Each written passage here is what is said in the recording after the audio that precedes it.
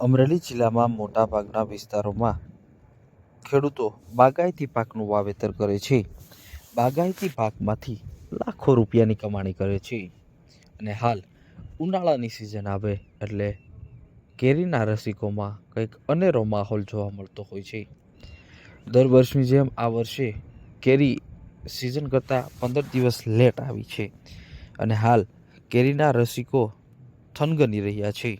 ત્યારે આજે અમરેલી માર્કેટિંગ યાર્ડની અંદર પણ કેસર કેરી, હાફૂસ કેરીની આવક શરૂ થઈ છે અને કેસર કેરી અને હાફૂસ કેરીની સાથે તરબૂચની આવકમાં પણ સતત વધારો થાય છે. તરબૂચનું સેવન પણ મોટાભાગના લોકો કરી રહ્યા છે.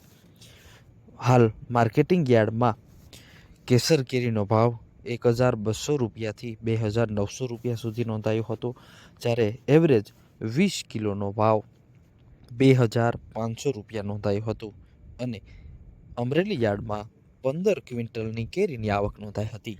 તો સાથે જ હાફૂસ કેરીની આવક પણ માર્કેટિંગ યાર્ડમાં શરૂ થઈ ગઈ છે.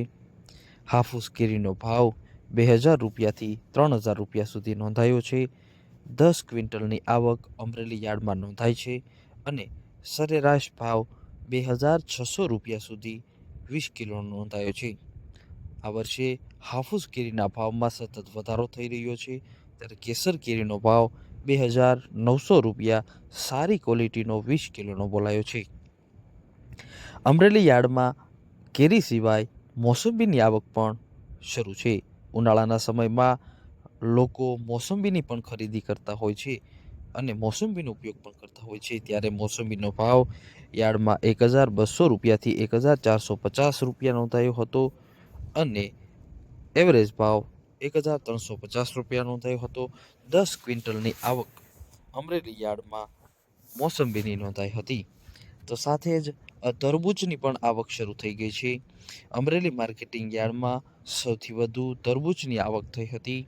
તરબૂચનો 20 કિલોનો ભાવ 120 રૂપિયાથી 300 રૂપિયા સુધી નોંધાયો હતો અને 50 ક્વિન્ટલની તરબૂચની આવક નોંધાઈ હતી. 260 રૂપિયા સરેરાશ 20 કિલોનો ભાવ તરબૂચનો નોંધાયો હતો. હાલ માર્કેટિંગ યાર્ડમાં કેરીની સિઝન શરૂ થઈ છે અને કેરીની આવક પણ સતત વધી રહી છે.